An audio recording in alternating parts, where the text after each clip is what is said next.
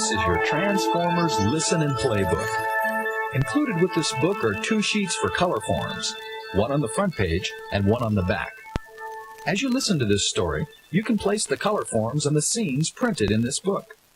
Every time you hear this sound,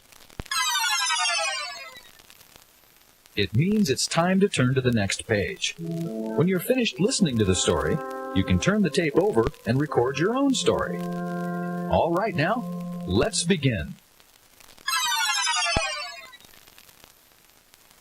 One day, Jazz was cruising the Arizona desert for signs of a rumored new Decepticon base. The air was clear, although scorchingly hot with the temperature already 106 in mid-morning. Jazz, however, was content. Since he was on a solo mission, he could, for once, blast music over his sound system without getting complaints from his fellow Autobots.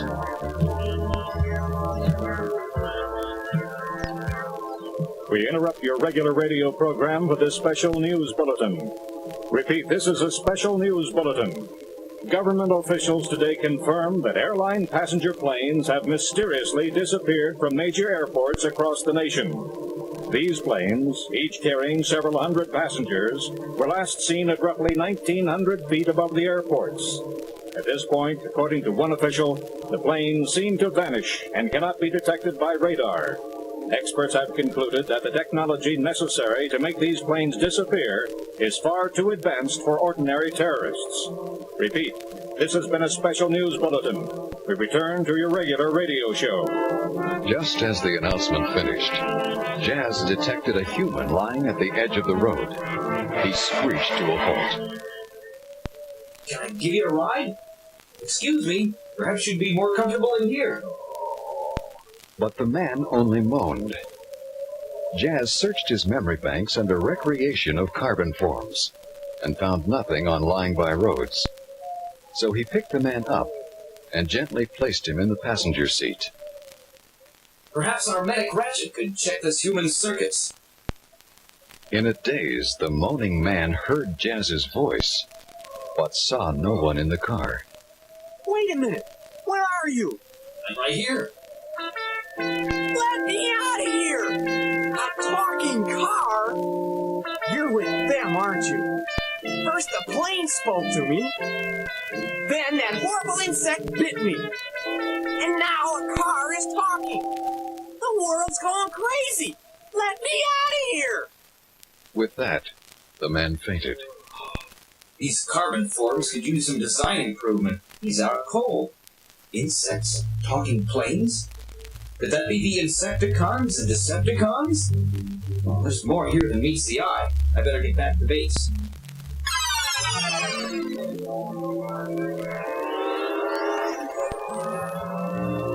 It wasn't long before Jazz reached the Autobot command base. Transformed into his robot self, he quickly told the other Autobots about the missing planes and his short conversation with the fainted man.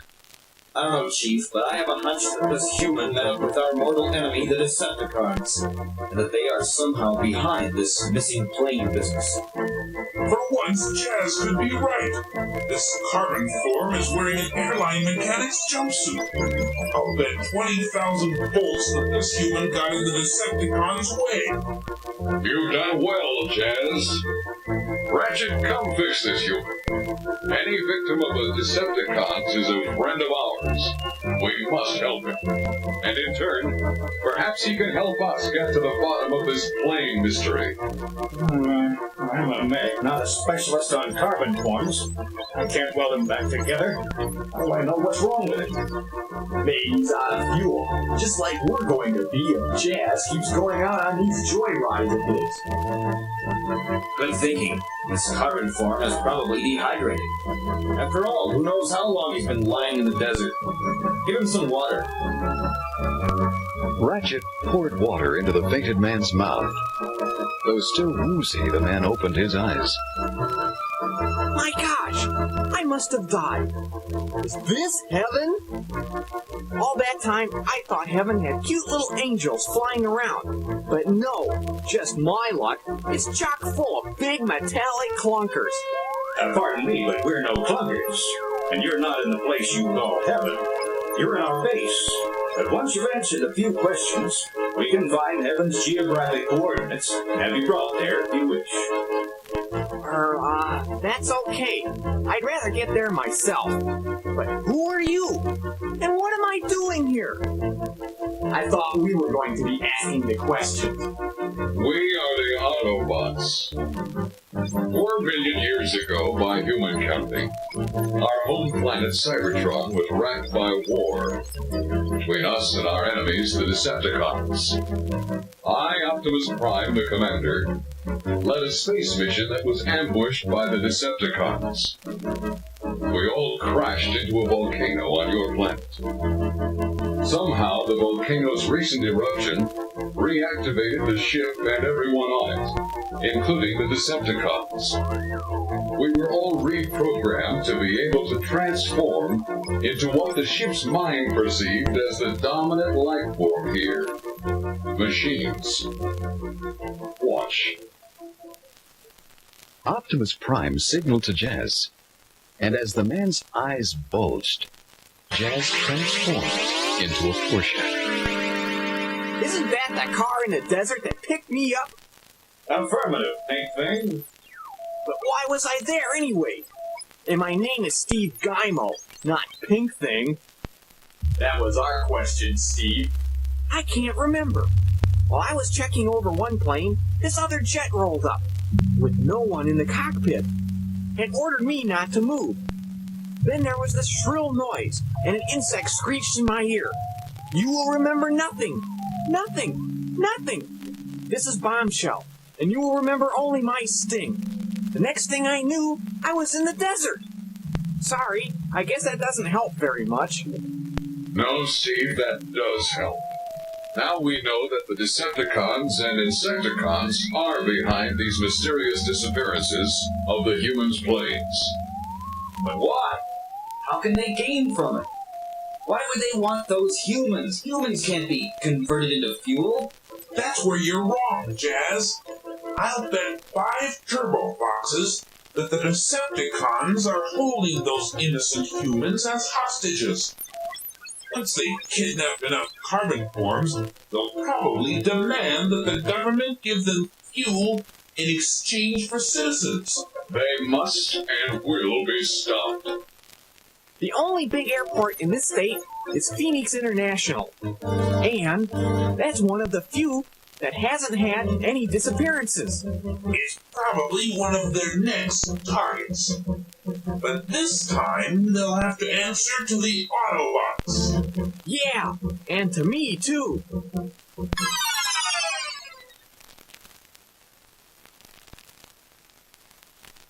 Meanwhile, at the Decepticon base, the evil leader Megatron was more than pleased with his success. His plans were working out just as the Autobots had guessed. It's so beautifully simple. We now know humans played without even a fight. 900 Lord, you are to be congratulated on your brilliancy. But we must conserve fuel, or we shall lack the vital energy to complete your scheme. Let me prove my worth. Allow me to lead this next mission. I shall need only Skywarp and Bombshell. The Autobots haven't a clue as to what's going on. It's true, Megatron. The Autobots are slipping right through your clever plan. They don't suspect anything. They're still on that wild goose chase to find our new base. Our hostages are only a few miles from today's target. This should be the easiest of all missions. It's not a bad idea, Starscream. You shall have your way, but do not fail, or I personally shall see to your destruction. I know not the meaning of the word fail, honored Lord. Ready yourself, Starscream. Go put on the passenger plane disguise. Soundwave, once Starscream has successfully completed his mission, you will transmit a message to the President of the United States. It won't be long before we have all the fuel we want. Inside the Decepticon lab, Frenzy encased Starscream's sleek fighter jet body in the special metal shell of a passenger plane. At Starscream's insistence, Frenzy took a welding gun and welded together the edges of the shell. Make sure it's tight, Frenzy. Apply more heat. Even more than that, I don't want this thing to slip 1 nanometer. Starscream, you could fool your creator into thinking you were one of those flimsy human planes.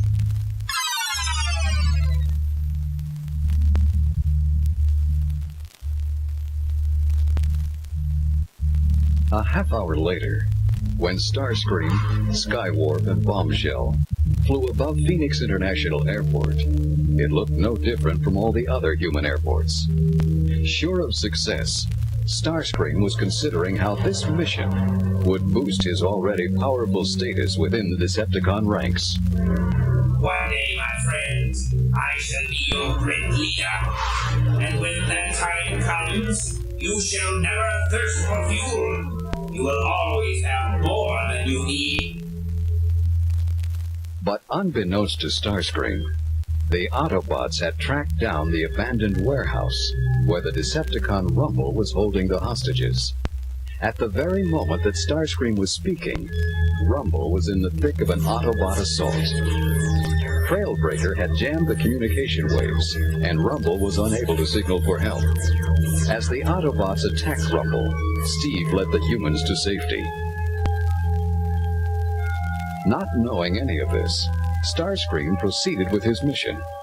As Starscream rolled into the spot that should have been taken by the real passenger plane, Bombshell patrolled the mechanics area. But this time, unlike before, there were no humans anywhere. In fact, the entire airport was completely empty. Bombshell swiftly returned to Starscream. Should I inform Megatron? There isn't even anyone here for me to interrogate. No, we'll go to the warehouse. It's probably a simple miscalculation.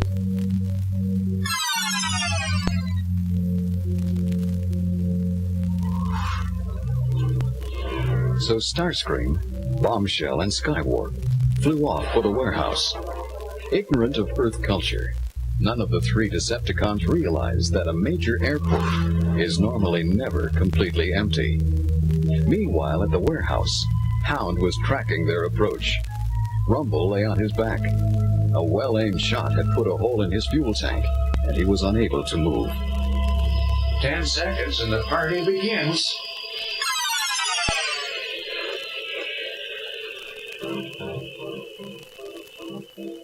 But suddenly, Starscream realized that he and his friends were flying into a trap. The Autobots are ahead! Fire! Skywarp, you thundering tinhead! Where are your monitors? Change course! Change course!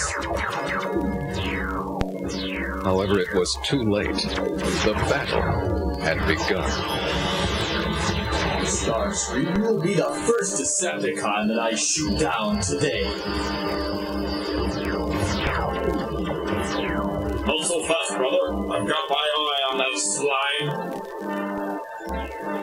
With his incredible speed, Starscream was able to dodge the Autobot shots. Skywarp and Bombshell transformed into their robot selves for the battle. But Starscream, shot into the special metal shell, found himself unable to transform. The seal won't break! I'm stuck in here! I can't even fire my laser beams! I cannot transform! I like your new outfit, Starscream. How about this as the finishing touch? We can't survive too much more! How could this happen? Megatron's plans have never failed before! Would this be part of his scheme? Is he afraid that I become too powerful? Did he climb this trap for me? Help, Starscream! I've been hit! Bombshell, grab my wing! Retreat, Skywarp, retreat! With Bombshell clinging onto Starscream's wing, after a long chase, the 3 Decepticons lost their Autobot pursuers. Back at the Autobot base, Optimus Prime was pleased that all the humans had escaped unharmed. Good work, comrades.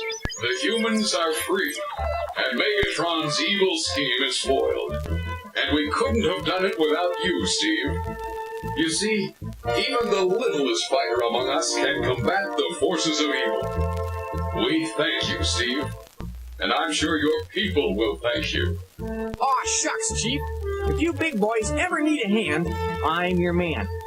But you know, I almost felt sorry for that guy Starscream. Imagine being unable to transform. No worse thing could ever happen to a member of our race. That Starscream, he wasn't nothing but a lean, mean flying machine with no beam. Someone must have goofed and used too hot a welding gun on that metal disguise. That's how Starscream got trapped inside. It just goes to show. Or what goes to show? You are what you hate. Oh.